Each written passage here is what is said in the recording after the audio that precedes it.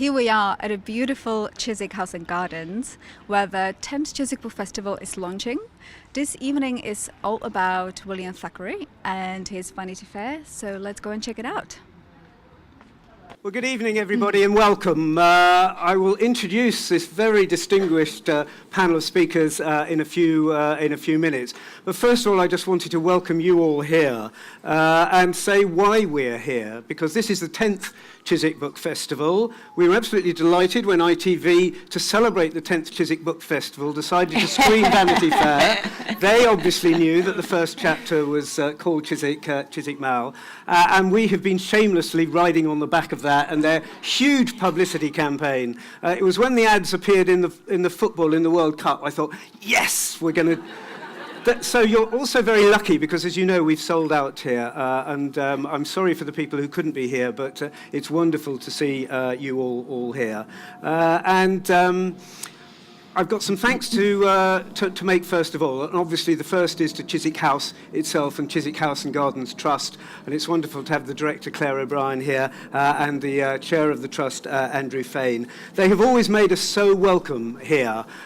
When we first started the book festival, we nicked the image of Chiswick House as our logo 3 years before we could actually finally get an event here, because you may remember in those days the marquee wasn't open in September. September is now their busiest month in Chiswick House, weddings and things like that. But they welcome us here. It's a wonderful setting. Anybody who is here today in Chiswick House grounds knows what a wonderful place it is. And we're also particularly pleased because they've launched a patron scheme, and they've used tonight's event as the launch of their patrons scheme. Several of the patrons are here already, so a big round of applause, please, I think, for the patrons. You too can become a patron for a mere £500 a year. You get receptions with the chairman, with their wonderful archivist and an expert, Esme Whitaker, the curator. You get private tours, you get gardening things. And it's all, of course, to preserve this wonderful local heritage site. So if you're interested, pick up one of these flyers and they can tell you much more about it. The other people I want to really thank are the Art Society Chiswick, who are our new sponsors of this event. They were very keen to be involved in the book festival because they are the cultural organisation for Chiswick. And we had a problem because they always hold their meetings on the second Thursday of the month, and we always hold our launch here on the second Thursday of the month. So we came to a wonderful compromise, or they did. They offered it to us. So they actually moved tonight's meeting till next week so that all their members can come here. But they are very, very great. They're very great sponsors. Thank you to the committee who are here in the front row. And again, another big round of applause, please, I think for them. We have another sponsor, a much more long-serving sponsor, which is Bound Design and Build, who always sponsor our exhibitions at the back. This year's exhibition is about the Chiswick timeline of writers and books. Because Thackeray was here in Chiswick, we looked around and saw that there were an awful lot of other writers in Chiswick. And to mark the 10th Book Festival, we thought, right, we're going to do something permanent to celebrate Chiswick writers. And there will be a writers' trail, 21 writers associated with Chiswick, and they include 2 Nobel Prizes for Literature, 1 Booker Prize, 3 Oscars, and a Poet Laureate, and that's not counting Thackeray. So we are very pleased. They should have had the trails here tonight. They're not here. They will be here before the end of the festival, so thanks very much to them.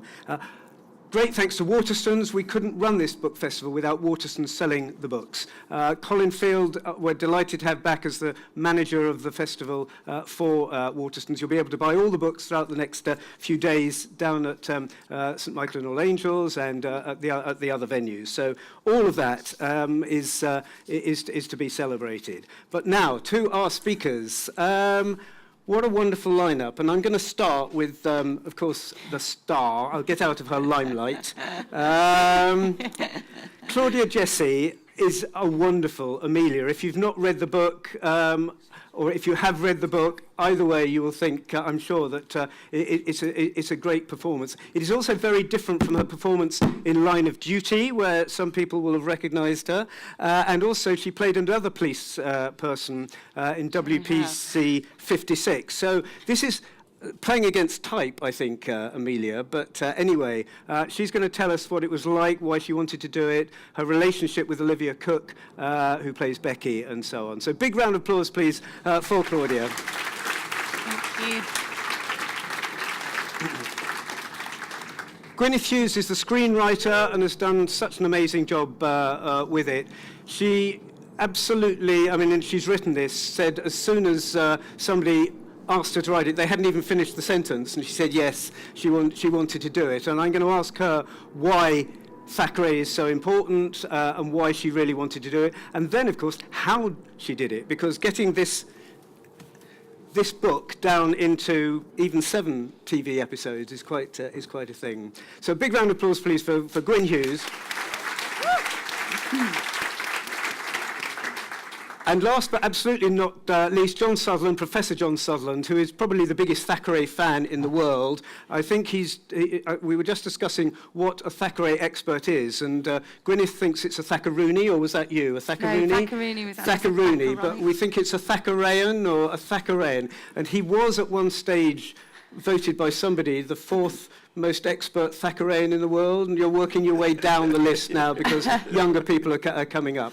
But he has written this wonderful little book, and it is a little book, but it's about Thackeray's writings. It's some of the writings that he likes, but he also explains why he thinks Thackeray is such a great writer. So I thought I'd just ask, very briefly, Gwyneth first, what is it about Thackeray that is so special? Well, Thackeray is an old journalist, and so am I, so that puts us in the same boat. He has a really lively and interesting take on the world and on the characters that he puts before us. I mean, I don't know how many people in this room have read Vanity Fair, though. The people who haven't are not going to admit it, right? Let's do a show of hands. Show of hands. Who has read Vanity Fair? Everybody. Wow. You're in Chiswick, yes. Amazing. So you will know, and I'm sure I've responded in your own way, but maybe what I'm about to say will chime with you, that this book is very extreme, and Thackeray has a fantastic ability to make you laugh, real tears of laughter on one page, and halfway through the next page you're in the gutter weeping at the things that happen to these people, especially her. I constantly have to apologise to my Amelia, the numbers of tears she has to shed in this story. But the extremism of his work and the fantastic combination, I think, of a very cold eye but also a warm heart, because I think he loves all these characters, and I think that he forgives them all. And you can always tell that when they get on their deathbed, however much, however hard a time he's given them, when they die, it's really sad and pathetic and true. And so I just love his book. I love the freewheeling, fantastic, but ultimately very controlled nature of the plotting. Writer's writer, really, I think. Yeah. Excellent. And John, you and Thackeray, you go back a long way. Yes, we knew each other well. Thackeray, I think there are two kinds of lovers of Victorian fiction. There are Dickensians and the Thackerayans. The thing about Dickens is he makes everything into a theatre. Dombey and Son came out at the same time as Vanity Fair, and for a while was, to some extent, hurting what was Thackeray's debut work. But I don't think Thackeray would ever have done anything as theatrical as Mr. Dombey going to Euston and riding the train which represents death, and it's going over the very part of London, flattened, like HS2, where Dickens had been. Thackeray would have that. Thackeray was more, if you like, what he called Mr. Roundabout. He sauntered, at Walt Whitman's word about his poetry is about Brooklyn. He was what Baudelaire called a flaneur. And you hear Thackeray. It's like being in conversation with him. That struck me from the first time that I read Vanity Fair. And I have to say, both Dickens and Thackeray began as sketches. Dickens' first important successful work was Sketches by Boz, illustrated by George Cruikshank. Thackeray's first great novel. He was 35 years old in middle age when he finally broke into familiarity with his readers. It was the first book that had his name on it. But he first called it Sketches of Pen and Pencil Sketches. He did his own illustration. He needed no Cruikshank. Pen and Pencil Illustrations of English Society. And that seems to me to be why this serial works so well, because it's visualized. I think the serial actually is, I'm like everybody in this room, I haven't really got beyond the third installment. And it seems to me to be faithful to Thackeray, and yet in some ways it's very subtly accommodated to our very different time. There's particularly the question of Sam, the servant, which Gwyn has wonderfully used his kind of optic on what's going on in the Sedley household in Bloomsbury. That, in fact, is something which Thackeray would not. He doesn't, in fact, if anything, he's very severe on race. Well, I use severe in lieu of a perhaps harder word. But the way in which the other thing which really worked for me was Claudia's depiction of Amelia, because she's been dismissed. You know, everyone admires and loves, of course, Becky, but Claudia manages to, I think, sort of resurrect why she was so important to Victorians, why the good woman, the long-suffering woman, the woman who eventually wins through by virtue, and yet at the same time is innocent, delectable, had all the qualities that one can love, you know, even though one's not very close to her personally.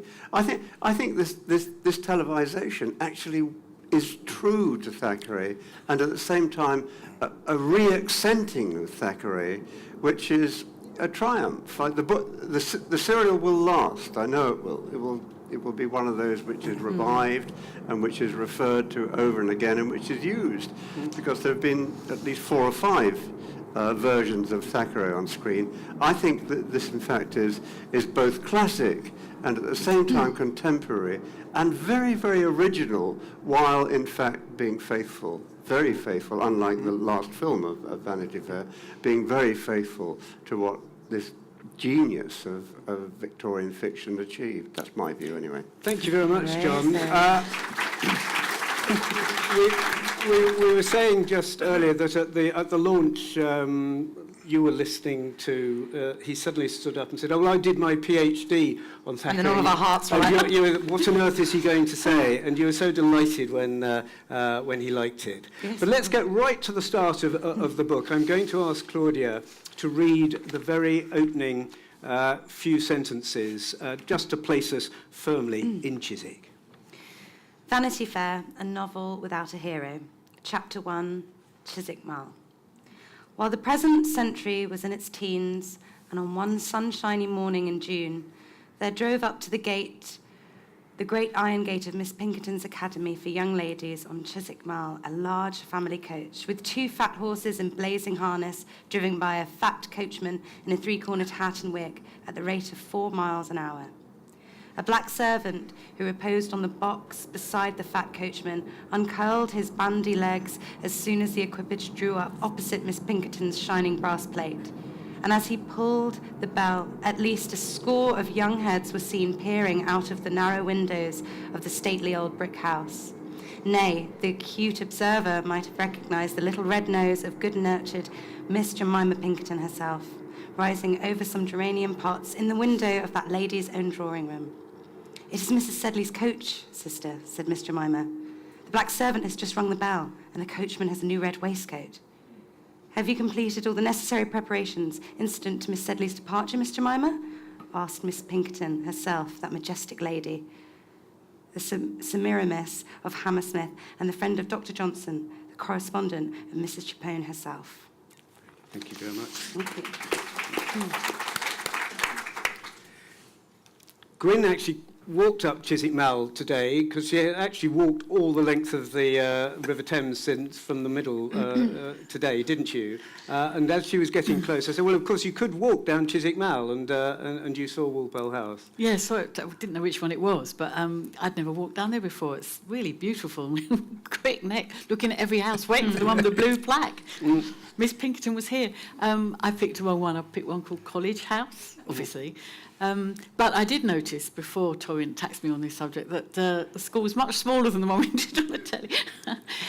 I did know from the book that the school is meant to be quite small. I had it in my mind as a small, very feminine, very sort of rather Jane Austen sort of smaller, little flowers, little lace doilies everywhere. But our director found a big one. He wanted a big house. Yeah, he liked the big house. He wanted to have the big, I don't know if you've seen it, but we've got this thing where the buildings turn round, and he wanted to do that. And I think it's fine. Last year, and many of you, I'm sure, were here when we were talking about Jane Austen, and we discussed the screening of Jane Austen as well as the books. And I think, and it was I think it was Paula who said there is big house syndrome amongst TV and film dramatists. They just want bigger and bigger houses, and they've done it with Jane Austen. The houses are too big, and well, we've had it here as well, but still. But that scene, it is one of the greatest scenes or best-loved scenes in literature, which is the throwing of the dictionary. Why is it so? I mean, it just establishes Becky as this rebel, really, doesn't it, that scene? It's quite a difficult scene, actually, for a modern audience because, most of our audience haven't heard of Dr. Johnson. And don't understand what Dr. Johnson's dictionary is or why it mattered or why this is funny. And we did talk about not having it, maybe having a Bible, maybe having... What could we think of that had the same resonance? And in the end, we just made it a dictionary. I don't think we mentioned Dr. Johnson, and I tried to make it clear that Becky is just refusing the convention. She's just sticking up two very naughty fingers to the whole of her schooling. And then we turned the screw on it again because she then throws Amelia's out the window as well. So we doubled it up. Sorry. But it wasn't something that we immediately put in because we were really worried that nobody would understand the point. It's a very 19th century point, really. Absolutely. Did you have, I think it's wonderfully adapted, but did you have problems with what one would call sort of truth to the text? I'll come back to that in a minute, if I may, because let's just have a look at the clip of the dictionary throwing scene.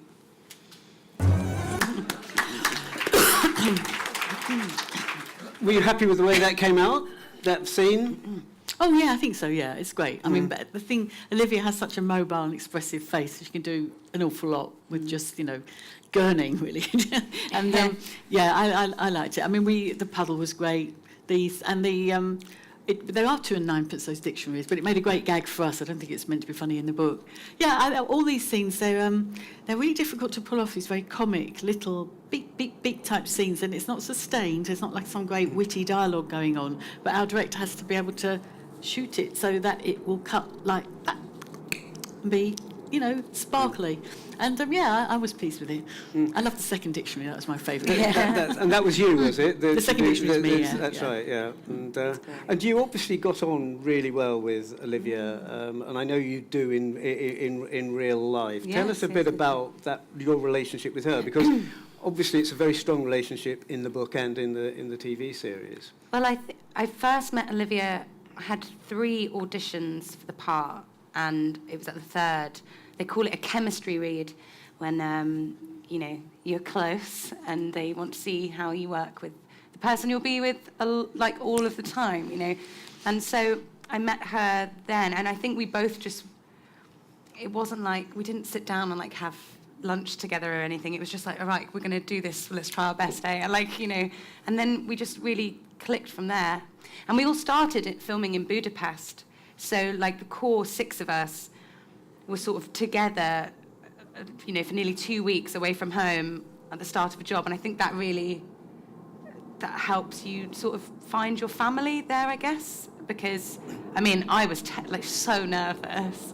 And she's just really down to earth and works really, really hard, and she's really professional. But she's a big name now. I mean, and I don't know when she was cast, whether she was as big a name as Well, she's become. we knew that she was in Steven Spielberg's latest movies. I was going, right, she's going to be on the side of all the buses in London, and then she'll be on the front of the Radio Times in our show. Let's grab her on her way up, because I think she's obviously going to be a really big star. But Olivia, once we knew there wasn't an Olivia, she just walked the park, because she was just so... It's so hard to find our Amelia. You know, we must have seen 100 girls, some of them American. Oh, really? And she was creeping about in the undergrowth all the time, but we hadn't seen her. I was there like, can you? Like, why? This girl's been here all along, why haven't we? Oh, you know, because the minute we saw her audition, obviously, Thank you. she got the job. But it was late on. We were, you know, tearing Really? our hair looking for an Yeah. Amelia. Look, saw every little soppy, you know, and they were too soppy, and I was trying to do Not soppy. strong, you know, strong in a Victorian, innocent, you know, way, like you were talking about. But just because she's very young and rather sort of very innocent and doesn't know how to cope with the world doesn't mean that she's not going to grow up to be somebody else, somebody strong and feminine in that wonderful Victorian. You know, she's a baby matriarch. But you don't. She's only 17 when the thing begins. So yeah, I mean, she's perfect. So. Okay. To come back to John's question, keeping to the text, I mean, how easy was it, or where did you think, I'm not going to say took liberties, but where did you think I can actually depart from this without losing the truth of the book? Can I John, add a line to that? Yeah. You know, one of the things in the book, which is very clever, is that Thackeray doesn't describe... He called it his Waterloo novel, but it's got a hole at the centre because he doesn't describe it, except for just one little moment about someone that has a bullet in their heart.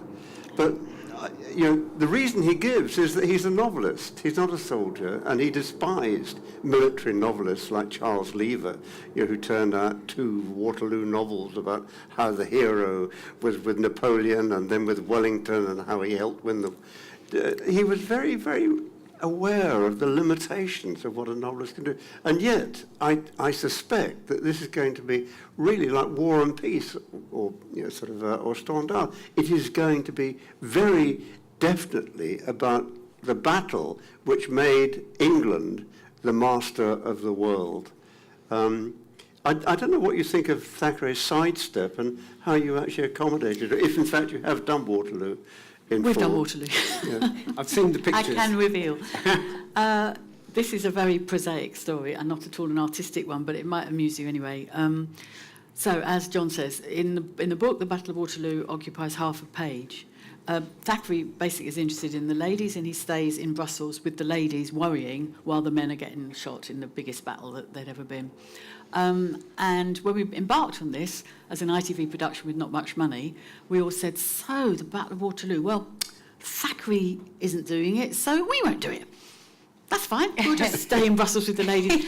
And I agreed with this decision, but I was in some denial about what actually we were going to put in the hole where the Battle of Waterloo should be and where we're going to have to run the Battle of Waterloo in the commercial break. Come back and it's over. And then, along, galloping over the hill, came Amazon with pockets full of cash and, more importantly, a real enthusiasm and a real desire to see our young men fight the Battle of Waterloo. So we went, OK. So, as I say, it wasn't really an artistic decision, although we were thrilled when we were able to do it. And I had to sit there, you know, one day in my room writing a scene that blank page, exterior, battlefield, day. Yeah. And obviously, we concentrated entirely on the experiences of our young men. We don't attempt to do the whole of the Battle of Waterloo. We chose 3 moments from it that resonated with our young men's lives and showed more interesting things about who they are as characters. And so we really just took the book further than Zachary did. I think it's a good thing you did. You know, so that, It's a shame not to. I'm agog. Battle of Waterloo will be fought not this Sunday, the Sunday after. Excellent. We'll be fighting the Battle of Waterloo against Bodyguard finale. So we're going to lose that one. Yes. So, how far had you got with the writing when Amazon came over the horizon? I mean, was there always a possibility they were going to get involved, or did it come as a huge shock to you when suddenly Amazon's big pockets suddenly emerged? It wasn't a huge shock in that they had worked with Mammoth Screen, the independent production company before. They do the big Agatha Christie things with them. So I think that people were hopeful that American money would come in because, frankly, it's very difficult to mount these huge shows without the American money. And the Americans are great, actually, because they run these huge outfits with, like, 2 people. So they've got no time. All they've got time to do is go, yeah, we love it. And then they go away and they leave you to it and they honestly don't interfere. You'd never worry that we're being bullied or shouted at by American honchos. We're just not. There's 2 of them doing everything. They've all got their hair on end, overworked. So they were very supportive and very nice and didn't say anything hardly stupid at all. Didn't say anything at all, really. Just allowed us to have the dresses that Claudia, that to have the ball the size it was, have just mount some scale and have some beauty, which we all really enjoyed. To be able to reach those levels of beauty and also have the battle. Yeah. Well, we've already seen one really big scene, which you put right in the first episode, which was Vauxhall. Talk us a bit about that and how big, and the fact that Amazon's money probably helped a bit with that.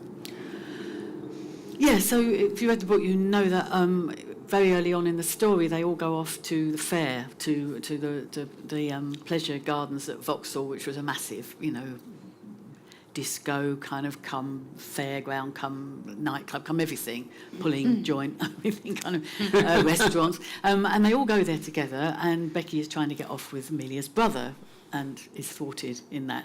So our director, who's got very, very visual imagination, started going, hot air balloon. We're going, oh, no, we can't afford a hot air balloon. We can't. But we did get a hot air balloon, and we got the performing monkey wearing the Napoleon costume, and we got the fire eaters and it was just massive. And we also got the carousel, which is how we begin the thing. I will defend my carousel by saying that's a fantasy sequence. I know there weren't carousels till 1870, but it's a fantasy, okay? And we also had Michael Palin coming along to do his introductions, playing Thackeray. And we also had, we shot it at Zion House. You're all local enough to Zion to know what goes on in the air above Zion. That's what's going on in the air above us tonight. Every 30 seconds. Oh, it was, yeah. Really? Michael Palin having to do it very quickly. And then do it again. In between the aeroplane noises. It was, at Zion, you literally look up, well, I'm sure you know, they're like this. They're so low. Their wheels they're are so down. Yeah. It was a mad place to do it. It was so beautiful that we couldn't resist. Let's have a look at the Vauxhall scene. Very good. So what was that like to shoot, and how long did it all take, and so on? So I think was it like 3 days? Well, 3 nights. So those were night shoots. I think the latest we wrapped was about 2-3 in the morning, maybe. So it was great fun, because I think anytime the 6 of us were together, we were very, very happy. Probably a little bit too happy. And because it's like 2 in the morning, and you've been on a carousel, and I remember being on it, being like, look at my life. I never thought I'd be an actress. I never thought I'd do this. Look at this. Just spinning on a carousel, getting paid for this. But by the 7th time, you're like, get me off this. I can't. This is too much. And it was beautiful. And then just, it had to be sort of chaotic. It had to be this sort of really exciting place that, Amelia would be so taken back by, because it's like, I finally get to be here, chaperoned, of course. But like, there was a monkey dressed like Napoleon. She wasn't happy about it. She kept ripping off her costume. The monkey? Yes, bless her. Yeah. But it was beautiful, and I think we all knew how important this was in our opening episode. So I think all of us just felt so excited to be there. But of course, it all goes horribly wrong, doesn't it? And again, that's in the book and so on. And it's saying that he's over the top, Joss, and so on. Yeah. So because he's quite terrible when he's roused, I believe is what he says, and he is. And David Finn's very good at doing that. I think as well, Amelia, for me, what I loved about playing Amelia was her sort of devotion to an idea of what her future looks like, and how desperate she was for the happiness, of this idea, because she's got this planned marriage, and that's always been the way it is, and she loves George, and then she wants to be married and happy, and I loved playing that, because even if things were going terribly wrong around her, she'd feel it, she'd very much feel the pain, but she'd hold on so tightly to a loyalty to an idea of something. And I think that's so relatable as a human being, you know, wanting something and when it doesn't go the way you want it to go, and seeing those human reactions. So I think even when things sort of fall apart with Joss, she's still so hopeful for a loving plan, you know, for a happy ending. I think also that's a kind of that's her vanity, isn't it? Like, Yeah. that's what Thackeray is saying. Everybody has faults. Everybody is too attached to things that mean nothing. But romantic love actually, Thackeray gets quite close to saying that romantic love is a vanity. And he gets quite close to saying that maternal love is a vanity.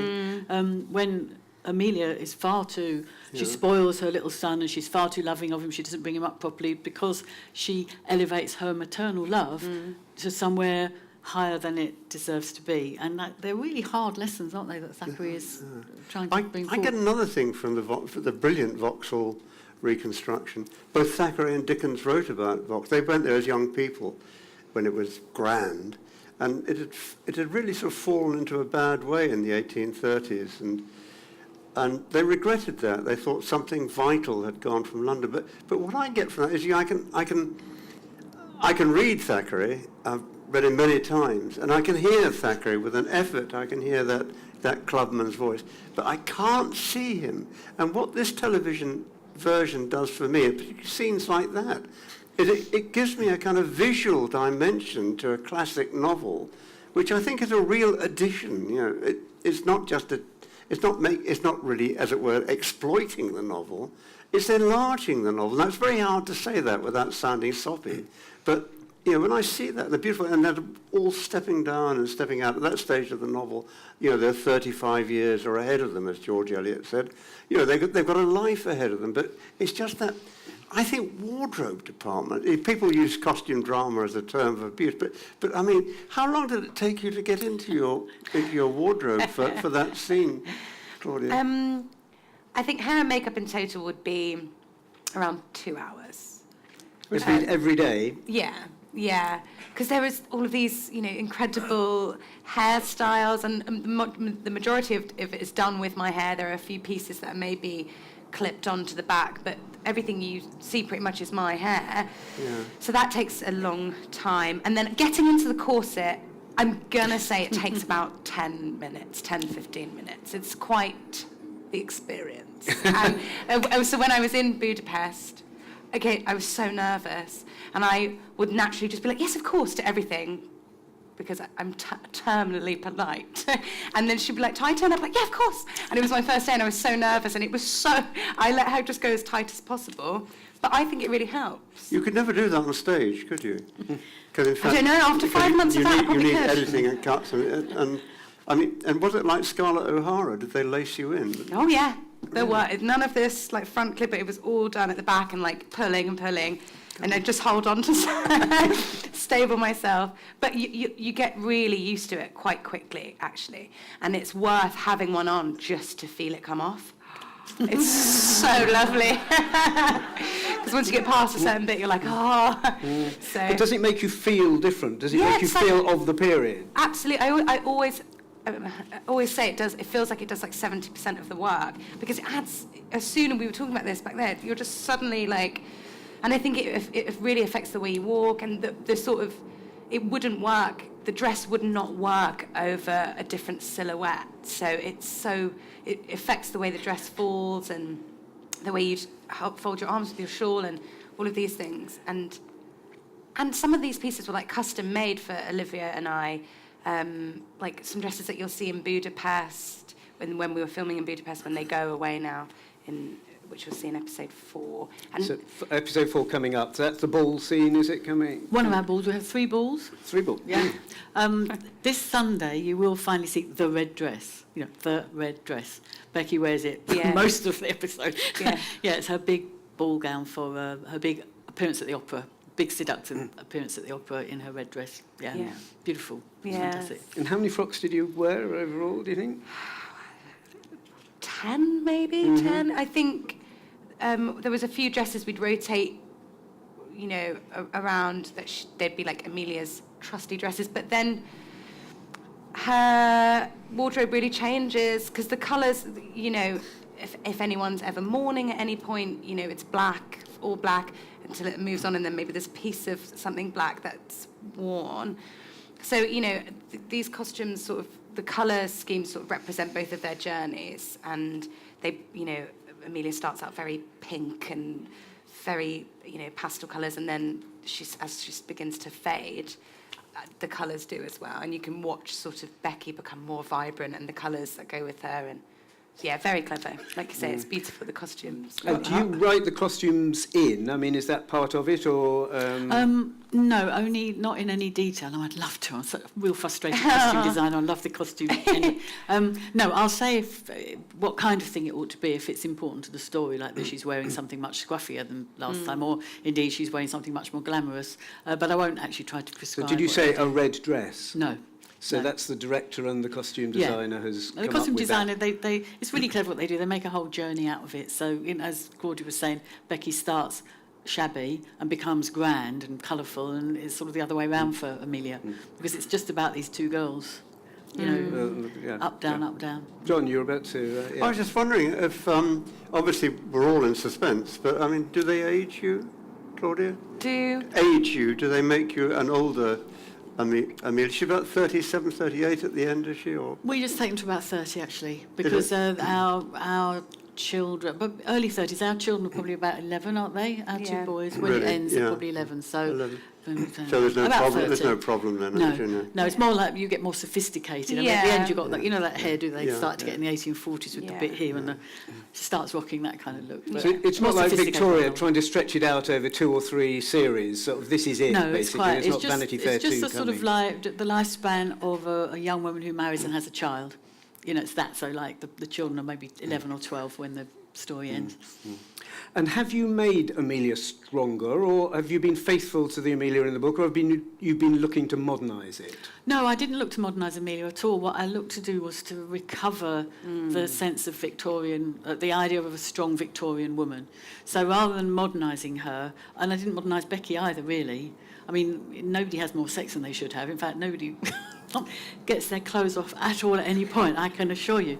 We don't go down that route. We wanted it to be true to the morality of the time. So I read Amelia in the book as a strong she becomes a strong Victorian woman. She becomes a mother and a woman who knows her own mind and knows what she wants. That's not to say that she's modern. That's not to say that she's going to run a Fortune 500 company or read the news on the telly or, have Botox. She's not going to do any of those things. She is a virtuous Christian woman who grows into her maturity in strength. And I find that very moving. And that's how I wanted to do her. Yeah, didn't modernise her at all. I don't think, did I? No. I know, as soon as I read her, I felt like she's, she has such an incredible journey, makes so many decisions that cause, her pain, and then so many things happen to her out of her control. And I just saw so much resilience when I read, Gwyn's Amelia in the script. Just so much resilience. And I know, she's quoted to cry over a dead canary, which I don't actually think is too unreasonable. But there's obviously I wanted to run with lead with what's in the script and in the book, but obviously make a fully rounded human being that in the 21st century we can watch and go, yes, I would feel that like that, or do you know what I mean? Like, to relate to that. Is it true Thackeray based Amelia on his mother? I read that. Well, that and Richardson, Amelia, or the rewards of virtue. But I think quite interesting. I think what Gwyn was saying struck me. It's the performance which actually gives strength to Claudia's interpretation. And obviously, all actors are interpreters. And on the instalments I've seen, it's the interpretation which makes her vibrate. Do you believe in goodness? Because it comes, as it were, the goodness of goodness. The fact that good wins out because of what it is. Yes. Did you find yourself being convinced by the, obviously by the part that was in your script, but also in fact by what Thackeray might have and Victorians might have felt. It felt like when I read it, I was like, I guess I'm sort of digging out the truth of it and what part of my heart can do that. And so I suppose you've got to relate to some part of your character that you're given to be able to do it justice. I think so. I wouldn't call myself like a character actor. I'm not, method in any way or anything, but I'm just, my technique is sort of like dragging what the truth in me connects with what the truth is on the page, and to say something as if it's like the first time it's ever been said, I guess. And with Amelia, it just felt so joyful to do that because I felt so much joy and so much love, and those are things that I do think of a lot as Claudia, So I don't know, maybe it's something to do with that. I don't know. I'm going to come to the audience in a few minutes, so do prepare your questions. But I've got quite a few more things I do want to ask. You've got some wonderful character actors there, Martin Clunes, Francis de la Tour, Simon Russell Beale. And they all, they light up the screen as well. So you've got the 6 young ones, as you say, but they bolster it. And what did they bring to it for you, Gwyn? There's a concept called treat casting, where you put someone in who everybody's going to go, ooh! And obviously Francis de la Tour, ooh! And Martin Clunes, ooh! Different parts of the, but people that people turn on to see because they already have an existing relationship with them and know they're going to be funny or rude or whatever. And so because we had, I was really, really keen, and it was my big thing I banged on very boringly about throughout, was I wanted the young ones, the 6 young ones, to be really young. Because it's really annoying when you see costume dramas about 19-year-olds played by 35-year-olds who are old enough to know better. Our characters are not old enough to know better. They're still children. They become adults in the course of the story, but they start very young. And what that meant was we had young people, not very well known yet, and we wanted to bolster them and support them by putting in these treats that people would look forward to seeing. So Saran Jones, she's got 2 scenes. She's a huge star in ITV terms. And she turns out to play Miss Pinkerton. That's because she loves Thackeray. Martin Clunes, just, joyous. Just so funny. And Frances de la Tour, is a goddess. What can I say? And you can't even say she steals the scenes because she's not that ungenerous. She just, they explode in her presence. So, yeah, it really... There are people with great experience and great confidence bolstering a younger cast. We were keen to do that. And what are they like to work with, Claudia? Terrible. They're lovely. They're lovely. They're beautiful people. I think because, Simon Russell Beale's my dad in this. It was the most... And Claire Skinner, it's my mum. But, that you come in excited to work with these people, but that disappears very quickly because they're just the most amazing... fun, down-to-earth, lovely people to be around. So it all quite quickly becomes very, very natural to be around each other, and then you're goofing around a bit. So it's lovely. They're just good people. And are they how you, John, would have visualised those big characters? Yeah, I felt that, obviously you go to these things and you appreciate what's new. You don't want to go there and just hear the echoes of what you think you know anyway. And one of the things, I said this before, one of the things that really got me in this production was, in fact, I think I used the term female energy. So to some extent, the men are really, usually, of course, they're foreground, front of stage. But in fact, there's something about this production so far, I've only seen the halfway through, there's something about this production which seems to me to actually speak womanhood in a way which is, for me, a kind of new sort of slant and an enriching slant. Obviously, I don't read Vanity Fair every year, but I must have read it many, many times. But the next time I read it, I think I'll, as happens, books change as you get older, but books also change with assistance from other people. And I find this production amazingly, not to undervalue, sort of, the kind of characters you're mentioning. Clunes, particularly Palin, in fact, is wonderful. He's Mr. Roundabout. He just never stops moving, and that's very Thackerayan. And Vanity Fair apparently is his favourite novel, the one that he would have taken to his desert island. But Yeah, I'd really like to hear if that's just something that I'm injecting into it because of the fact this is the world we're now living in, or whether or not Gwyn and Claudia were conscious of that, you know, that to some extent they could just slightly rebalance it. It's the answer really is the same answer to the question we haven't approached yet about how do you turn 800 pages into 7 rather short hours, and it's about working out what for you the story is about, and that's not a thing that I did consciously or you ever can do consciously, because stories are not controllable like that. You know, characters go off and do what they want to do when you're not looking and so on.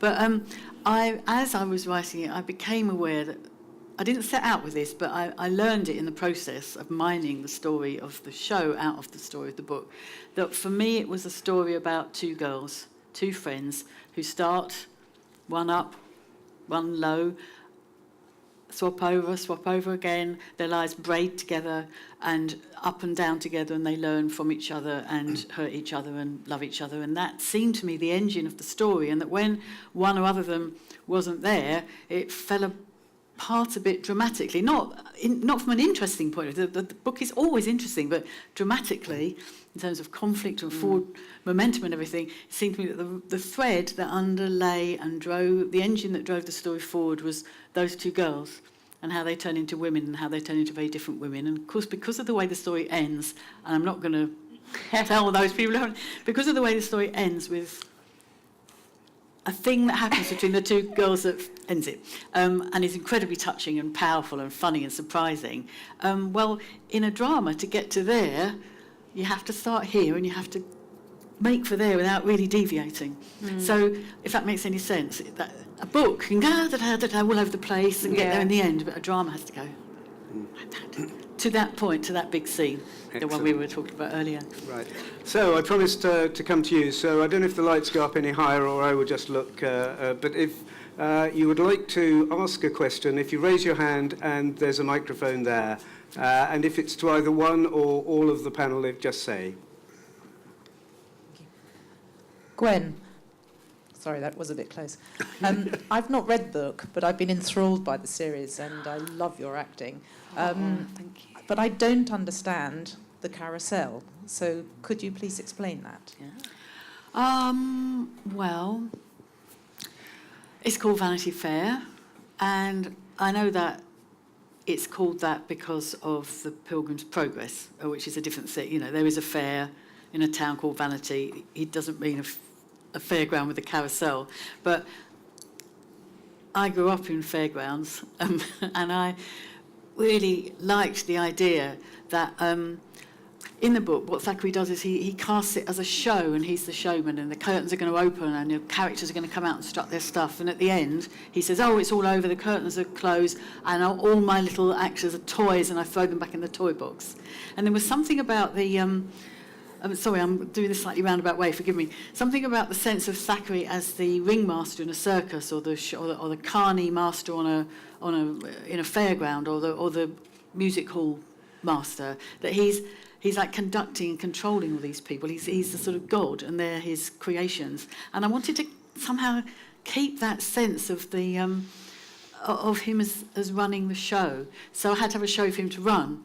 And given that it's called Vanity Fair, for me, I liked the idea that he was running a carousel. I liked the idea that the characters are doing this, as you do on a carousel, up and down, because that's what happens to them in the story, that the thing goes round and round and it never ends because I just thought that was great.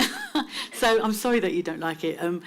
I liked it, and I really liked it. I tell you what, though, when I wrote it that way, we all agreed that we liked it in principle on the page, but who was going to play Thackeray? And if we couldn't get someone to play Thackeray who would instantly be recognised by the audience in this role, where they wouldn't be going, well, who's that? And is he going to turn up again? Then we couldn't do it. We'd have to think something else. And then we asked Michael Payne. He says, my favourite book. And the carousel was saved. Unfortunately for you, but very happy for me, I must say. Thank you very much. Right, somebody else, yeah. Don't worry if you haven't got questions, because I've got lots. I know. Yeah, there you go. Yeah. I'd just like to say, I think the series is brilliant. When these things come up, one always worries that they're going to be tampered with or modernised, and if you're very fond of a book, this can be disappointing. I also think you haven't mentioned the red uniforms, and I think for a lot of women, the men in their army uniforms is wonderful. But my question really relates to the fact I just think of Thackeray as a one-book novelist. I mean, I know he's written Barry Lyndon and I think The Rose and the Ring. Forgive me if I'm wrong on that. But why does anybody have a view as to why he didn't produce other great novels? You know, you mentioned Dickens. I mean, I also think of Trollope, and they produced numerous wonderful works, but Thackeray, not to my mind. John? Yeah, it's a very, very good question. And there is an answer. Thackeray wanted to be many things, but he was born with money, he was born with status, he lost them both. He also got a very nasty disease, sexually. And things actually went wrong for him, and he was a penny a liner. It wasn't until he was in his mid-30s, Dante's age, that he finally got round to breaking through. Whereas, Dickens started with, Pilgrim's Progress when he was still in his early 20s. He was up like the rocket. It took Thackeray a long time. And then something rather terrible happened.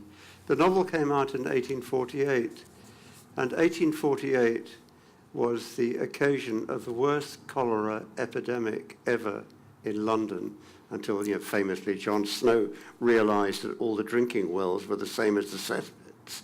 People were drinking their own excrement, and this was destroying him. Thackeray was very, very damaged by cholera. Dickens, in fact, sent his personal physician to save him, saved his life.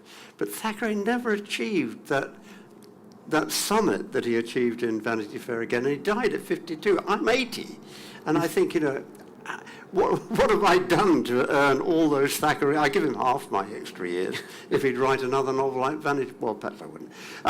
But it was really, to some extent, he was late starting, and then he was handicapped almost the minute that he finished writing Vanity Fair. I don't know if it seems to have lost his lightness, lost his sense that there was anything in life to celebrate. Right. The books after that seem to have been much more, Yeah. The immorality or amorality of Vanity Fair disappeared, and he. But you could became say much about Emily Bronte, I suppose. Also, I think just having this massive success. I mean, I'm sure he didn't really know that it was what he was writing. I mean, how can you know when you're in the middle of something completely that you don't, you're just making up, and suddenly it's this thing, and you've created this character, Becky Sharp. I mean. And it was out to do that. She just. And like Dickens, it was a serial. So how long did it take him to write? He was doing it in monthly instalments, or was it released in monthly He was quite instalments? different. Dickens, in fact, made plans and could foresee what he was going to do. He was very methodical. Thackeray, in fact, was a lazy man. He was an idler. That's part of his charm. But he was incredibly facile. He could prose. He could just write in ways. And the printer's devil would be outside, and then he'd have to do his illustrations, and then they'd have to be engraved, then cast in etched on steel. So he put everything off to the last moment. But then he just relied on his incredible ability to improvise. And it's really wonderful if you see an artist at work. If you see pictorial artists at work, like Picasso, works so fast. You wonder how the hell he can create, the masterpieces that he created. The story I like about this, I hope this is true. You'll be able to tell me that apparently, because you wrote serially, you had to bash this out, and it was on a deadline. It was just like a newspaper deadline. It had to come out every month. I'll leave it to last minute, write it, run down the road, this is my picture in my head, with it in a plastic bag, fling it at the printers. The printers then sit up all night setting the type. Yeah. In the morning, he comes back and finds out how short he is. Am I 600 words short or 60 pages short? Measure it with string. Measure it with string, run home, write the missing bit. And I think that's why you get all these fantastic discursive balmy philosophical bits. That's his 600 extra words to fill the whole of the But I mean, he can always give a little sermon on route. And it's lovely. And But that pressure produced, I think, some of the really Yeah. great, sweet, mad moments in Vanity Fair where he's just banging on about something, you know. It's so charming and, That's lovely. Yeah. you know, guy you'd like to Anybody find. else got questions here? Yes, we've got one down here. If you keep your hand up, there's the microphone. Thank you. There seems to be a conflict between this very sort of cold, satirical, detached view of society. You know, it's Vanity Fair, everything's empty and meaningless and so on, with our interest in the people, where we're talking about them as much more kind of, you know, empathetic, we're interested in what happens to them, we get attached to them and so on. Is that a conflict that's within the book, or is it a conflict between the book and the dramatisation? I think it's in the book. It's in the book. Yeah. Cynicism was one of the things which was always thrown against him. He was the sentimental cynic. I mean, Yeah. so in fact, Amelia is sentiment and Becky is cynic. You know, But he loves Becky, you know, so he's always saying, yeah. she's always saying, oh, you know, he's at pains to say that she's a great nurse, you know, when she nurses, I'm sorry, I know this is not directly to your question, right? When she nurses Matilda Crawley, he says she was up all night, night after night, but she was a good nurse, a patient nurse, she really looked after. Becky has great qualities. Zachary loves her as much as I we thought all the do. way in which you made her a good governess was wonderful, and the children love her, I and know. she actually educates He didn't them. really put the children, he doesn't use the children. I just thought, No. I can't have these two children not be I know, but in, it's just you know. I mean, Yeah. it's very, very But so I fine think there's a touch, sort of a thing about, you know, that I was not at all good at maths at school, but I do remember this thing about the x-axis and the y-axis, and you had to plot your graph between them. You know that thing? Funny. And so on the x-axis is this sort of cold-eyed, Olympian, detached, move them about, kill them off, you know, show them at their absolute worst. And on the y-axis is, oh, they're my children, they're so sweet, look at them, aren't they lovely? And I think he's plotting a line. He loves them. I'm sure he loves them. When he describes the death of Sir Pitt Crawley, it makes me weep every time. Horrible, horrible. Martin's much nicer than Sir Pitt, really. But when he dies, it is really sad. And I think that Thackeray was proud of his creations and loved them as a doting father who also knows that his children were a bit rubbish. Yes. You know, something like that. Yes. So I think it is in the book. Yeah. One more question from the audience. Yes, we've got just one there. Yeah. How revolutionary a figure was Becky Sharp at the time? Was she something sort of an anti-heroine? Was she shocking to people, interesting? How original was she? I mean, we've yet to see what Gwyn did with this, but she's unique, I think, because Victorian fiction was pretty well governed by poetic justice. I mean, you reaped you sowed as you'd been reaping, and when you think of characters like fallen women characters, like Little Emily in David Copperfield or Hetty Sorrell in Adam Bede, good as they are, they have to pay, and I think it's quite extraordinary that Becky gets away without paying. I won't forestall the ending, which none of us have, very few of us have seen yet. And I think, this sounds, again, it makes me sound rather kind of soft. I think he fell in love with her. And I think, to some extent, he couldn't bring himself to do what Dickens would have done, or George Eliot, or Thomas Hardy. I mean, you think of Tess. Why does Tess have to lie on that sacrificial altar at Stonehenge and then be hanged when she's probably pregnant? But Hardy had a crueler view of life, I think, than Thackeray. That doesn't answer your question. It's just Gwyn, what do you think? Was she revolutionary? I don't know another character like her.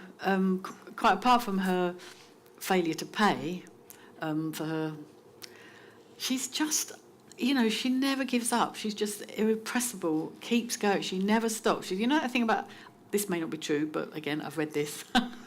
My head's full of things that may not be true. You know the thing they say about sharks, that sharks have to keep swimming. If they don't stop swimming, they drown or something. Well, that's how I see her. She wakes up every day with a new idea. She is never downcast. She's never downhearted. She gets something. She picks up her bag and she keeps moving. And I think she says at the end of episode 1, when you part, she says, "Moving on is something I do know how to do." Yeah, she is someone. I don't think anybody's ever been described like her as someone who. She describes herself as having been a woman since she was 8 years old. Who knows what Thackeray meant by that? But she lost her mother. She had to look after a reprobate father. She has always had to stand on her own 2 feet. And obviously, the real 19th century was full of women like that.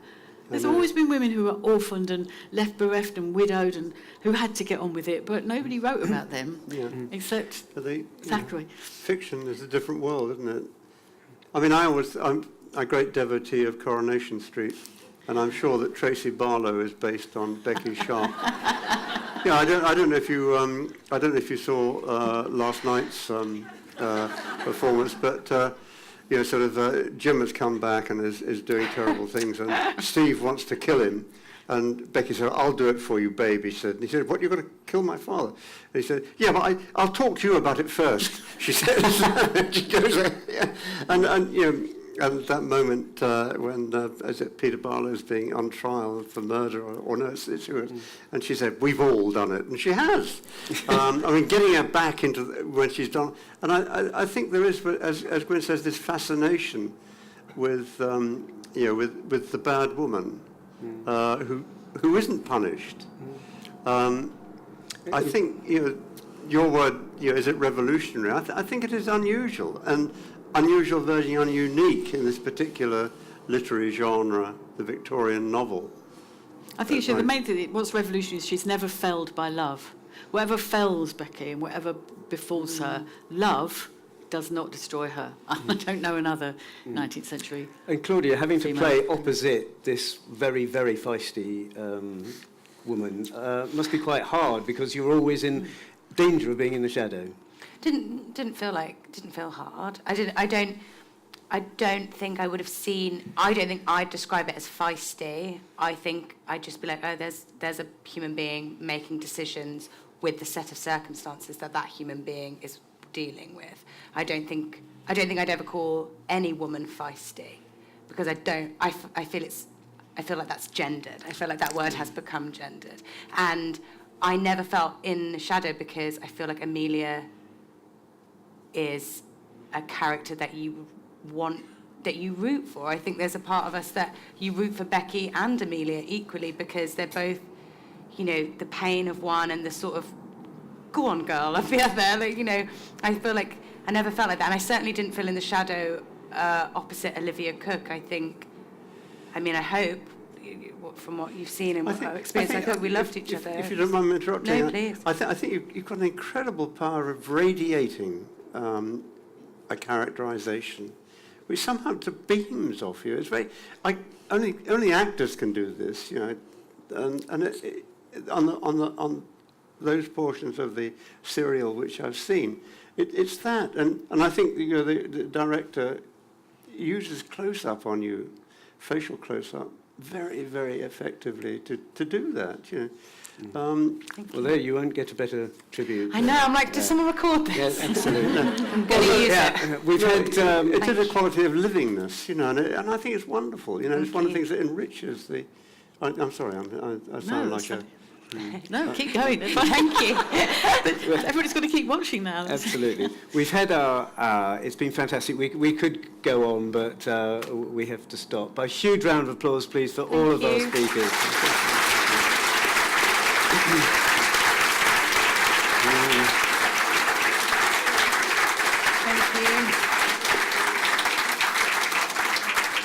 So what's going to happen now is that you're all going to go and buy the book because you haven't actually got it. You need the new edition with the ITV picture on the front.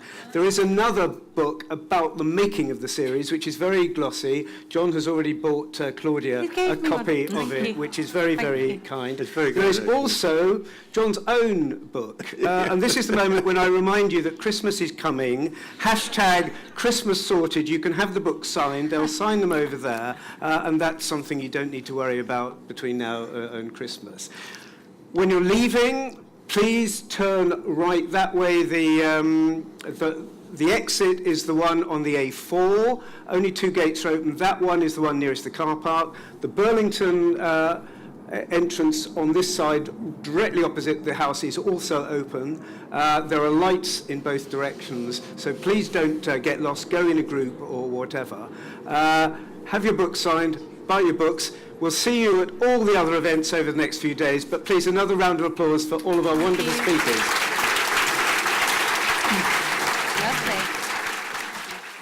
What a great launch it was this evening. The Chiswick Book Festival is on until the 17th of September, so please come along. I'm sure you won't be disappointed.